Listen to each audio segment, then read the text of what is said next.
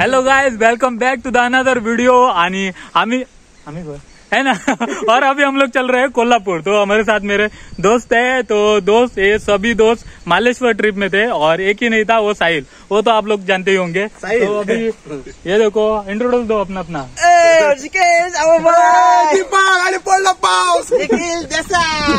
Old is gold. चलो अभी तो यहाँ से अभी ट्रिप चालू करते हैं, तो चलते हैं। अभी बहुत बड़ा घाट भी हम लोग को यहाँ से निकलने का है। Direct Chandrahar. So guys, the Tihari Ghat was very much extremely dangerous. अगर आपकी ड्राइविंग स्किल पर आपका भरोसा है तभी आप इस रोड से ट्रैवल करिए, otherwise it is not recommended to travel by this route. It was a horrible experience for that day in while traveling in the घाट। तो हम लोगों को बहुत फॉग मिल चुका था और उसकी वजह से हम लोगों ने कुछ शूट भी नहीं किया था रात को।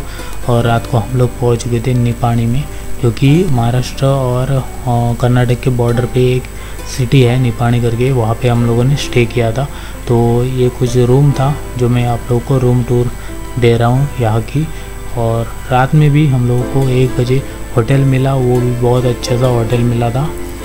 और अभी हम लोगों ने यहाँ पे स्टे किया था और थोड़ी देर में हम लोगों ने यहाँ पे ब्रेकफास्ट करके अभी निकल जाएंगे खिद्रापुर के लिए।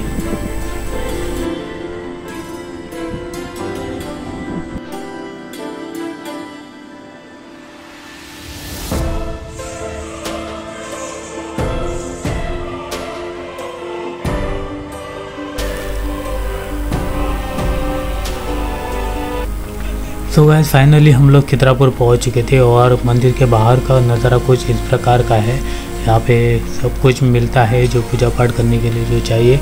और मंदिर में पहुँचते ही सब लोग चकित हो चुके थे, क्योंकि जो वीडियोस में हम लोगों ने ये मंदिर देखा था उससे भी बहुत खूबसूरत ये मंदिर दिखता है। और इस मंदिर को 3 कक्ष है, जो कि है स्वर्ग मंडप, सभा मंडप और गर्भालय। और इसका जो ट्रेंडिंग में चल रहा है सभी वीडियोस में, इंस्टा पे, यूट्यूब पे, वो है इसका स्वर्ग मंडप, जो कि 48 खंभों पर स्थित है। और इसका जो मेन आकर्षण है वो है इसका गोलाकार जो ऊपर से खुला हुआ भाग है, उतना ही सेम टू सेम गोलाकार पत्थर जो है वो नीचे बिछाया हुआ है, परफेक्ट उसी साइज़ का।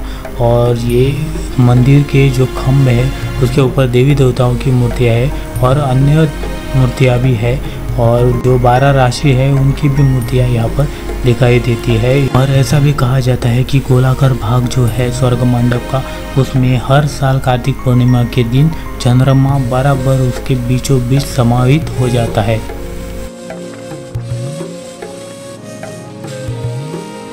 दोस्तों, इस मंदिर में शिव मंदिर होने के बाद भी यहाँ पे नंदी नहीं है। उसके पीछे एक पौराणिक कथा है कि प्रजापति दक्ष जो था उसकी 16 पुत्रियाँ थी और 16 पुत्री में सबसे छोटी थी सती।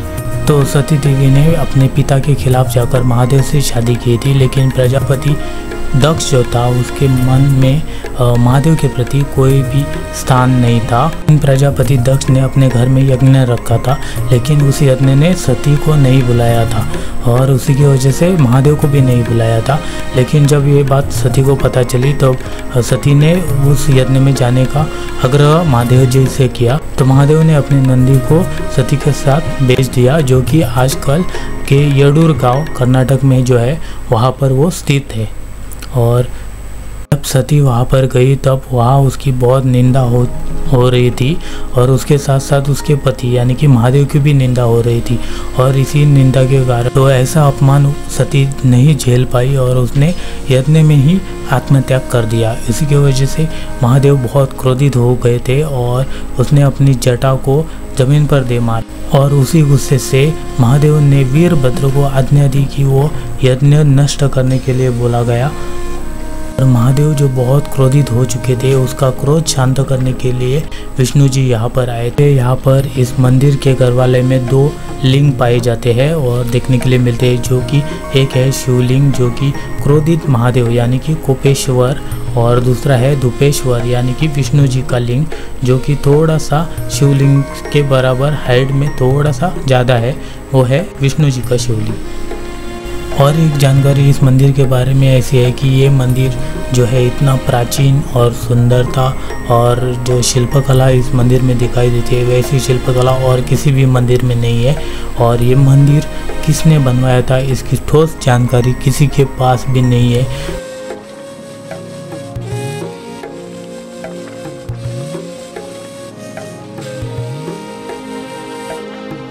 इस मंदिर का नीचे का पार्ट जो है उसे गजपड़ कहा जाता है, लेकिन यानी कि जो हाथी है उसके ऊपर देवी देवताओं की मूर्तियां हैं और ये इतनी शिल्पकला सुंदरता के साथ दिखाई देती है कि अभी मॉडर्न मशीनरी होने के बाद भी ऐसी जो मंदिर है वो नहीं बन सकते हैं।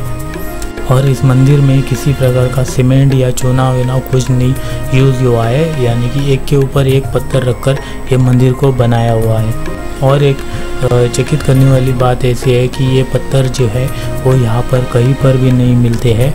ऐसे में एक गाइड से सुना था कि यहाँ पर 30 फुट खुदाई करके भी देखा गया कि इस एरिया में ऐसा पत्थर मिलता है या नहीं मिलता है। तो ये पत्थर जो है इस गांव में या इस बाग में पूरे ये पत्थर जो है कहीं पर भी अवेलेबल नहीं है और इसके ज़मीन के अंदर 30 फुट खुदाई करने पर भी ऐसा पत्थर नहीं मिल रहा है। एक्चुअली में ये एक गांव एक आइलैंड है जो कि कृष्णा नदी का एक आइलैंड है। तो ये पत्थर जो है वो बाहर से मंगाया गया था और इस मंदिर के लिए यूज़ हुआ है इसका। और जो दोस्तों आप लोग इस मंदिर में जो मूर्तियाँ टूटी फूटी हुई दिख रही थी और जो हाथी के सूंड भी है वो भी टूटे हुए दिख रहे हैं, उसकी वजह है औरंगजेब जब वो दक्षिण भारत के दौरे पर था और दक्षिण भारत को जीतने के लिए वो मेरठ आया हुआ था, तो उसके नज़र से ये मंदिर भी नहीं बच पाया।